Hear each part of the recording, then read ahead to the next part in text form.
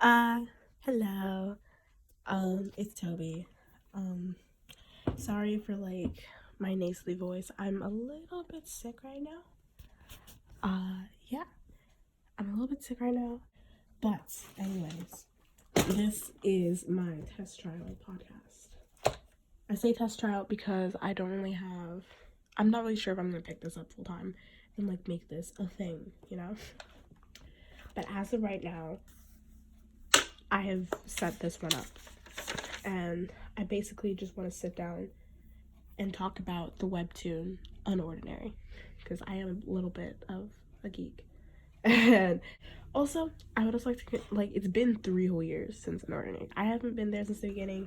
I hopped on the train about a year late. I've been reading UnOrdinary for about 2 years now. And it's just grown so much. I just wanted to congratulate Ujan, and I know she's not gonna hear this, but she's grown and Channing's grown so much. Even Stanley himself um drew Serafina, and Serafina got an official shout out in one of Stanley's own comics. That's how much this webtoon has grown, and that is just insane. And even looking back at the beginning episodes, we've just come so far. And to think this all started with a piece of cake too. A piece of triple layered cake. Oh god, back when our problems were all just one single slice of cake. Man, I miss those days. They were all so young. And there's just a lot of things. I was rereading it, and when I was reading it the first time, especially with those 1 week breaks in between each episode, I'll admit it was a little bit harder to follow the story and keep everything in track. And I definitely forgot about a lot of elements. Like, for example, Ember. By the time we got to the end, I had completely forgotten about Ember.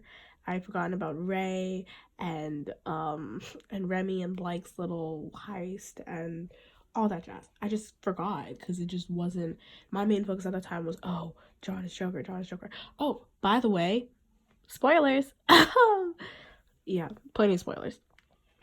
So anyway, moving on. My main focus was, oh, John is Joker, John is Joker, man, and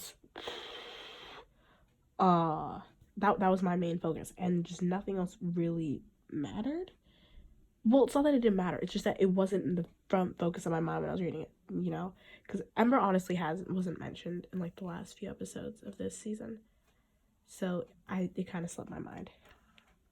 Oh, from the beginning, it's made very clear. Oh, John is powerless, blah blah blah, and he really does sell it. He really does sell it, and I do believe he's been playing cripple for 2 years, and I feel like in his mind he kind of does truly believe that he's a cripple, or at least meant to be a cripple in a sense, because especially in the first chapter, it feels like he truly believes that deep down he has no special ability, and I guess that's just where he is at home.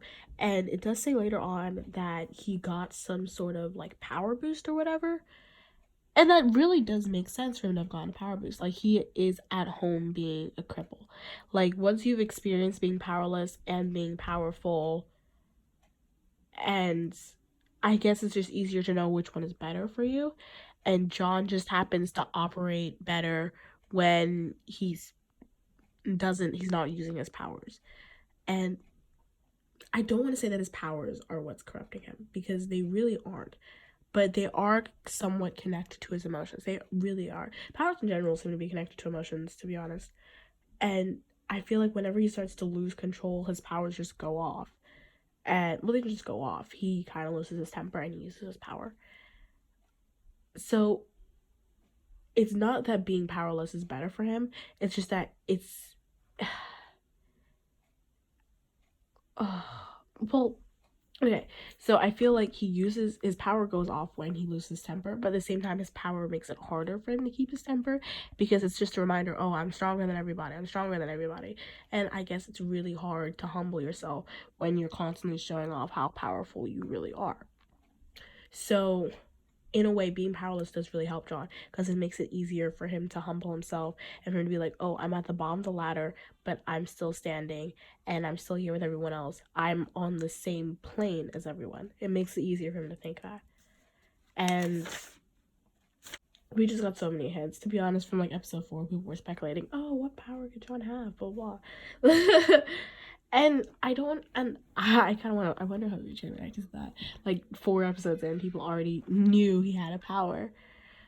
But I don't really think that that was like the big surprise. The thing about the story is that the readers are kind of let in on everything. Not everything, but most things were kind of let in on it. And the biggest surprises are kind of when we know that something's going to happen, but we don't know exactly how it's going to happen. Like, for example, Seraphina finding out about John's power, we all knew that was going to happen eventually. But when it actually did, like, no one knew exactly how she was going to react or what she was going to do. And that was probably the biggest element that made that episode so big. And not to mention, we all knew that he was going to fight Arlo and Remy and Blyke and Ison, but he took down all of them at once and with one arm, and with only one arm, because one arm was shot. No one expected that. So that's a really thing. That's something about this webtoon that really makes it stand out for me. The fact that it doesn't rely heavy on surprise elements like that. It'll tell us like, oh, this is going to happen, and we know it's going to happen. But when it actually happens, we're still surprised, because instead of telling us exactly how it's going to happen and following that exact format, it gives us a vague idea of what's happening, and then it just goes off on that. And that is really good writing skills right there. Like the fact that you don't need to tell us one thing and then I'll switch to it something else at the end. Like, you can just be straight with your story and still surprise us as following the story you've laid out. That is top quality writing. What else? Also, there's like a lot of foreshadowing going on here, and I made a lot of notes while reading about, I'd say, John's demeanor throughout the story and how he changes. Um,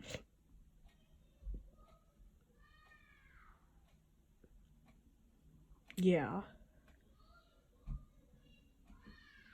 Yeah. So I made a lot of notes about how John kind of acts throughout all of this. Point earlier on where John was showing sympathy towards Stoneboy. I believe he was the first person we ever saw to attack John. I believe so. Yeah, he was the first person we ever saw attack John. And Seraphina came, saved him. Whoop, they pray. They saved. Um, and something that I really want to mention is that in this situation, he didn't even do anything to the poor guy. Like, they didn't, like, the guy came, attacked him. He warned him. Seraphina told him, back off. I'm warning you, blah, blah, blah. He didn't back off. Seraphina punched him like once, and then they walked off. And John still showed some sympathy. He still, he still looked back and had a genuine look of, he had this genuine apologetic look on his face. And I was like, wow, he really does seem to have that, oh, anti-violence view, especially in living this happy life as a cripple. But as we continue, we kind of get like a view into John's moral compass, I guess, while he's talking to Seraphina. And the views that Remy shares now, John and Remy, like, they're so similar, honestly. Especially like earlier on, John and Remy, they just they parallel to me in a lot of places. Like, they're both like, oh, cripples are on equal planes of this, and everyone deserves respect, everyone deserves to be treated with love, and we can just talk things out, blah blah. But while they both have that view, they both have that same hope that everyone can be equal. But John was always more realistic than her, because he was the one getting beaten up every day. He was the one getting disrespected. Oh, he was the one getting insulted, put down every single day. So yes, he was more realistic than her, because Unlike, because Remy, everyone was kissing up to her. Everyone was like, "Oh yes, of course, Remy, I'll help you out." Da da da. Yes, Remy, I love you. Blah blah blah. So she didn't really get the same hard slap from reality that John got. So while they both had the same belief that this is how the world should be, John was more realistic about it.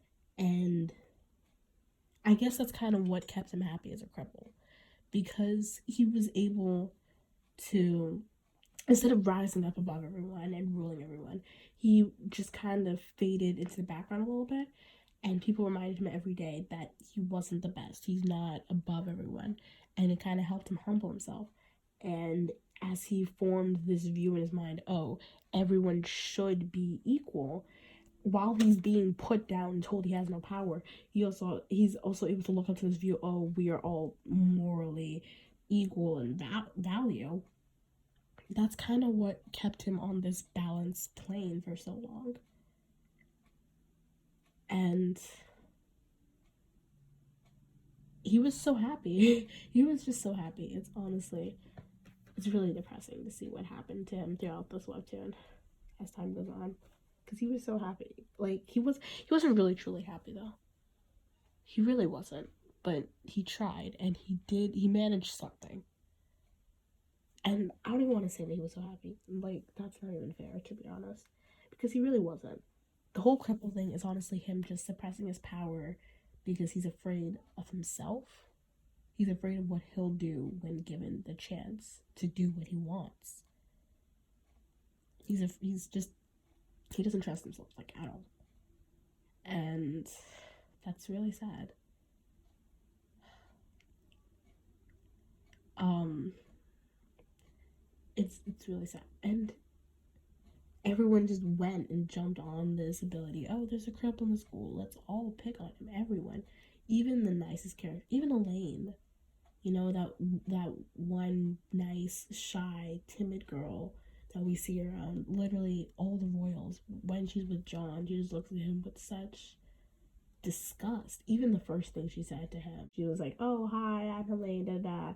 Asked about day, and then asked about his old school, and then she asked his power, right? And he said, "Oh, I don't have one." And she just freaked out. And she said, and I quote, "What did you just say?" And it's like, I don't have an ability. And she just screamed, "I can't believe this. Don't touch." And then when he was like, "Oh, are you all right?" She's like, "Don't touch me." And she says, and I quote, "Gross, I can't believe I just spent all that time talking to someone like you." And it is just horrible. And then from that one moment, she just holds this all-time grudge. And this long time grudge. And all of them do this. And the fact that they do this so subconsciously, that when John freaks out and says, "Oh, literally all of you do this to all the low tiers at this school every single day," no one has no clue what he's talking about. They don't even understand what he's talking about when he says that everyone beats up those below him. Because that's how subconsciously they do this. And oh god, this society is disgusting. And it's so, like, it kind of parallels with ours. It's just that it's not as obvious. That's the thing with American society, especially. I don't want to speak for other societies because I'm not as familiar, but with American society, especially, everything, all of these little problems are there. They're just not as obvious. They're not as obviously done. They're, like, hidden in a way. There are certain things that make the big news, blah, blah, blah, but, like, these accounts of race, but, like, the amount of racism that actually happens, I don't even say racism, but, like, the amount of discrimination, just, like, in general, over anything, sex, gender, race, whatever, it's not as obviously done, because we do have rights in place. We do have these laws that say, oh, men and women are equal, all races are equal, all genders are equal. We have all those laws in place. So it's not like they can just go out and do it legally. Like, if you were to go and beat someone in public for being for being less privileged than you the way these guys do. They can do it and it's like perfectly fine. No one says anything. They just all think it's normal. You do it here in America, you're getting arrested. But the thing is, you can still abuse that person. Just it's not going to be, you can't do it as obviously. Like there's mental, psychological, and emotional abuse that you can do to that person that will still happen because of prejudices like this. They'll happen. And the fact, and I feel like this webtoon is basically just taking the same problems that we have in American society and probably other societies as well, and just putting it all on full blast, like turning it up, like making all of the stuff that happens behind closed doors legal. And that, and while I'm calling them disgusting and their society just terrible, that's that's just another thing I want to put out there. Like as awful as it is, it's not that far from home. Another thing, um, and John, even through all of this, he still kept such this upbeat demeanor, especially when he met Serafina. He was able to stay so just on his feet. It's impressive. It really is. And another thing, thing I noticed is that he became so dependent on Serafina that I feel like he kind of forgot how to stabilize himself without her, because he really wasn't stable in the first place. He was barely hanging on. He really was. He was barely hanging on to a thread. And then when Serafina came along and gave him such a strong base, he just took out all the other pillars he built up on himself and just sat on that. And as soon as she's gone, he has nothing to hold him up anymore.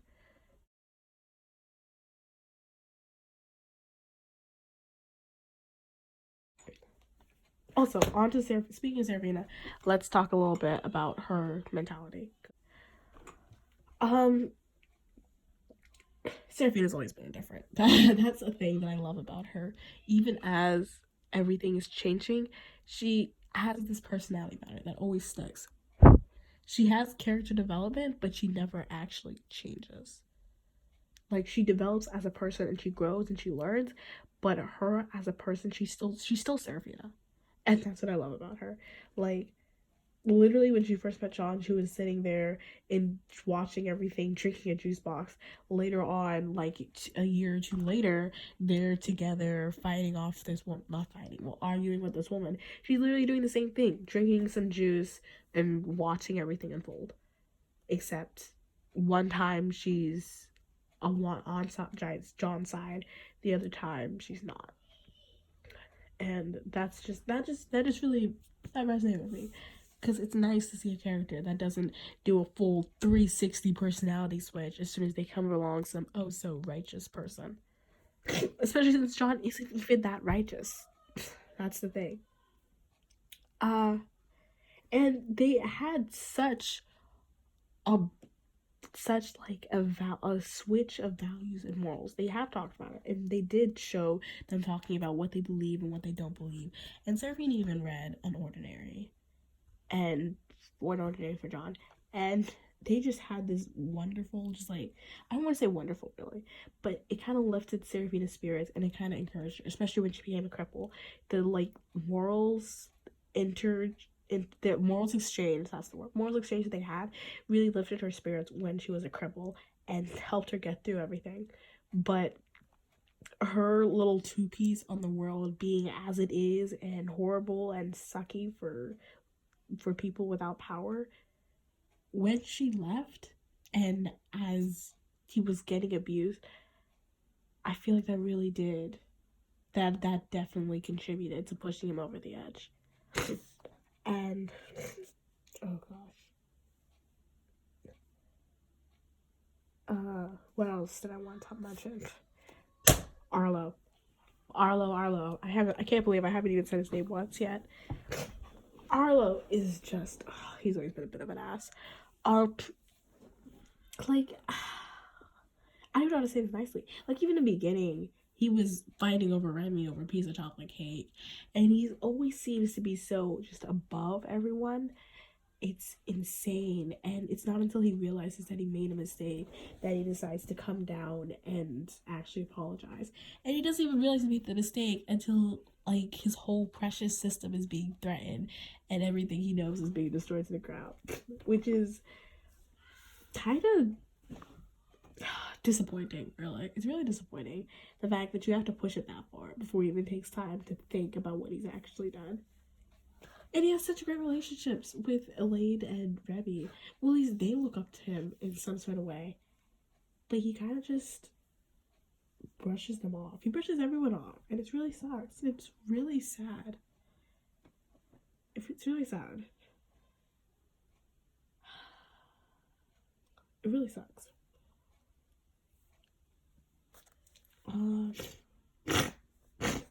Also, you'd think they have more respect for superheroes, and I really do think, I forgot, there's like this whole theory that Ember is the one killing superheroes. I think it's less of a theory now and more of like a fan-wide, oh yeah, that's definitely what's going on here.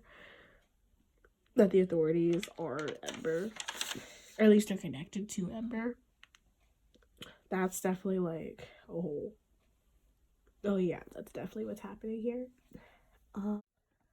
Also, kind of switching gears a little bit, let's talk about Remy and her little story she has. Yes, we all know that her brother recently died and he was a superhero. He was killed by Ember, and she does have this belief that her brother was killed by the authorities, or at least his death was linked to the authorities. And it's kind of fueling this. And I really don't want to say that I don't want to say that Remy's childish. She's definitely acting sort of childish right now. But I don't know if that's fueled by her grieving and vengeance, or if she's just naturally like this. I mean, even before it was announced that Ray died, she kind of had this really nice demeanor, and she tried to be nice to him. She tried to be nice to John. She did. So it's not like she saw herself as high and mighty as maybe Arlo or Blake did. But especially after Ray's death, it kind of fueled this really childish flip in her. And they went and they decided, oh, let's go superhero and stuff and go save the world or whatever. When literally your brother, who was the former Wellston King, went on to be a superhero, and he did save many people's lives, and he was still killed. And you think that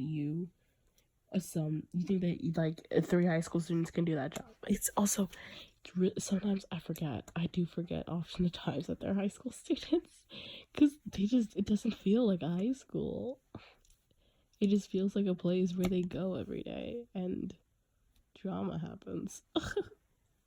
Well, I guess high school, but yeah.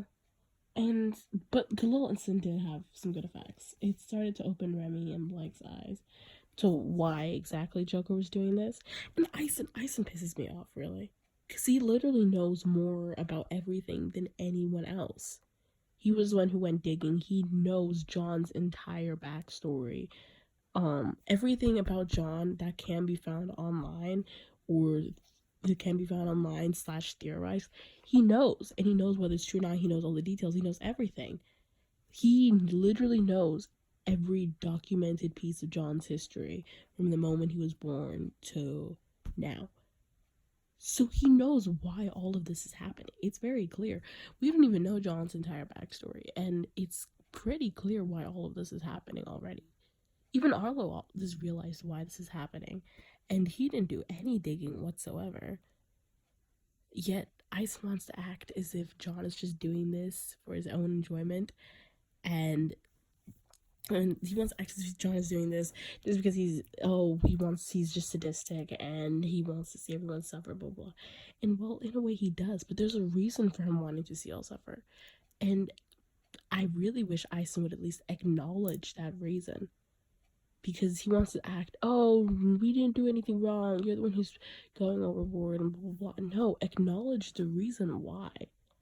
because he's just going overboard. He's like, okay, I'll admit he does definitely beat them to an extent where it's unnecessary. Definitely, he definitely does. But if you were to take all the beatings he's gotten at this school alone, like alone, I don't, like, if you were to take all the beatings he's gotten at this school alone, that's not even counting the probably countless beatings he got when he was a 1.2. If you take all the beatings that he's gotten at this school and you compare that to the amount he beats each and every one of you, that is such a difference. Because the one beating you get from John is probably nothing compared to everything he's gone through day after day after day after day after day being here at Ralston. And then the moment he rises up and does exactly what you've been doing to him for 2 years to you guys, you want to act, oh, you're just being rude, he's just a big bully, we don't know why he's doing this is so unjustified. No, there's a reason. I'm not saying what he's doing is right, though. There's definitely a better way to go, like, around this, especially when the person's already on the ground helpless and bleeding and you go and kick them anyways. John, that's a little much. There's a reason for it, and I wish Ison would acknowledge the reason. But what John is doing is still definitely overboard. What else? Oh, speaking of John being a 1.2, I believe Keon, that was his name, Keon mentioned that John, he referred to John as a late bloomer. And like I said, it's mentioned that Keon is also related to the authorities. And I don't really want to say that he had something to do with John's power boost, seeing as Keon met John afterwards. But I feel like it might have. Well, he definitely knows what happens to his abilities. He called him a late bloomer. And I don't know if that means that he got some sort of boost or if his powers just developed late. Because Seraphine also said herself that she was pretty weak until her powers started developing. So it is clear that they're not born with super high powers. They're just born with the potential to have these powers and that they develop as time goes on. So it's possible that he was just late and that his powers just developed all at once. It's like a growth spurt, I guess. So it might not even be an authorities Ember thing. It might just be, oh, he develops them a little bit later than others. There's definitely a strong connection between powers and personalities. People with similar powers tend to kind of have people's powers kind of seem to reflect their personalities in a way for me. Like Arlo's cold defensive nature. Cold is like cold defensive. Do I want to say defensive? It's defensive.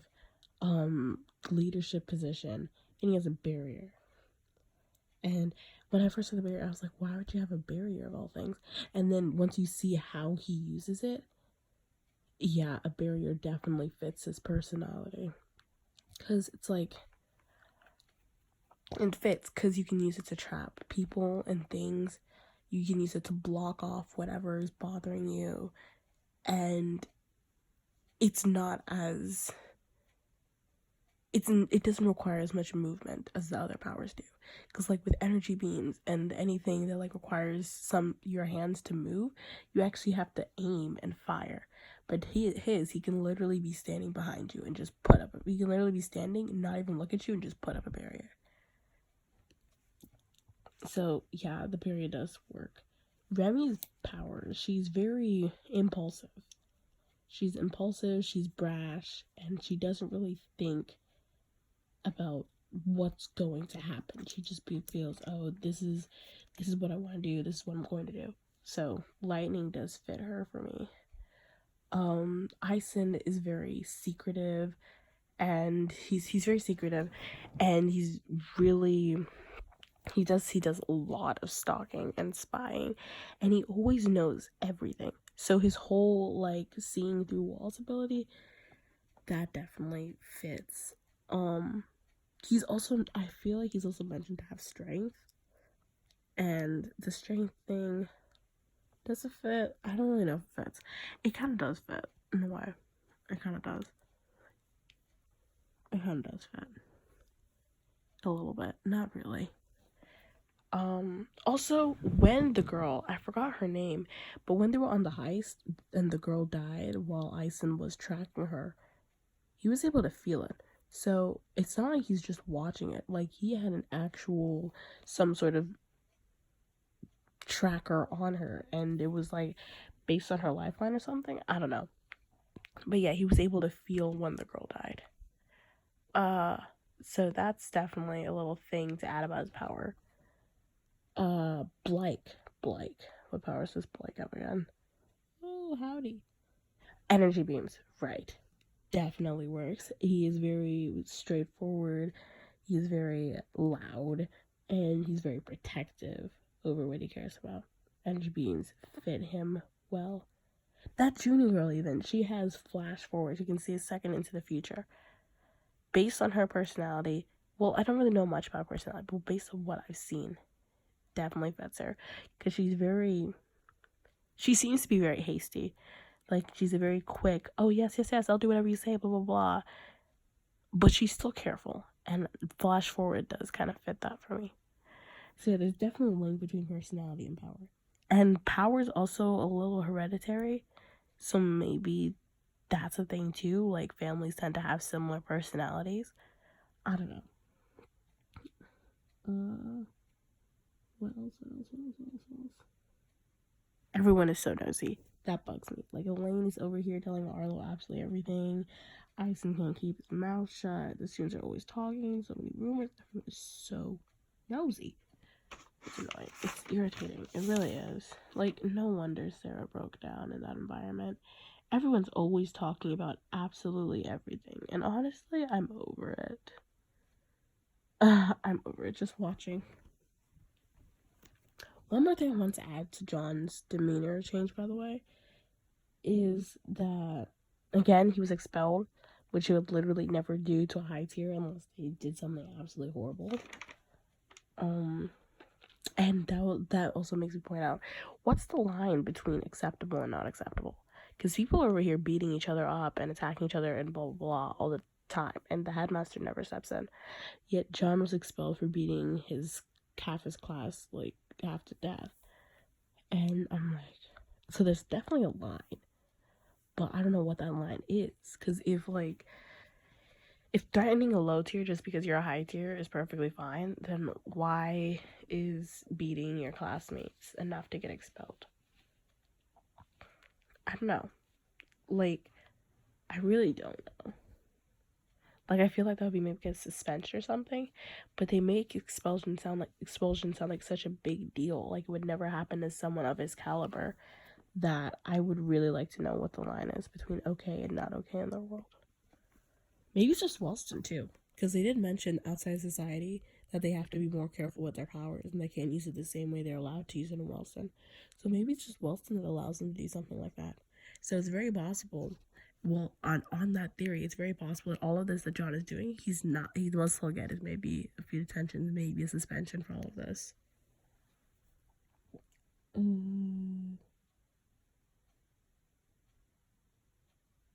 Oh, we do get inside Blake's head a little bit. He's talking about King and his nerves and all that jazz. Oh, one more foreshadowing thing. Sarah John and Will's game of poker. It did a lot of foreshadowing, and it helped Sarah understand John's life a lot more. Cause it felt like John's life rephrased in a way while he was discussing the game and talking about the rules. It really did feel like John's life and his life motives. And the Joker, I would also like to point this out. The Joker just kind of came out of nowhere and disrupted the entire game system. And I'm not even gonna explain that. Like, it's kind of obvious what I'm referring to, but let's see, what else?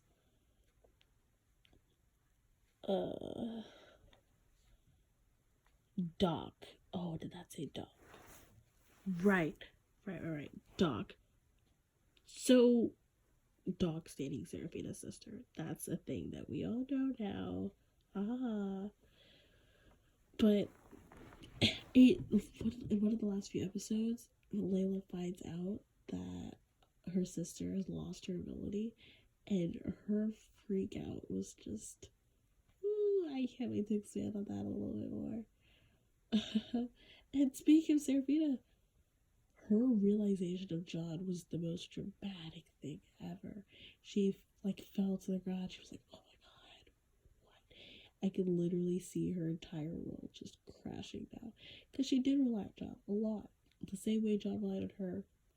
They didn't have family supporting them. Well, John did, but he kind of seems to reject his father really.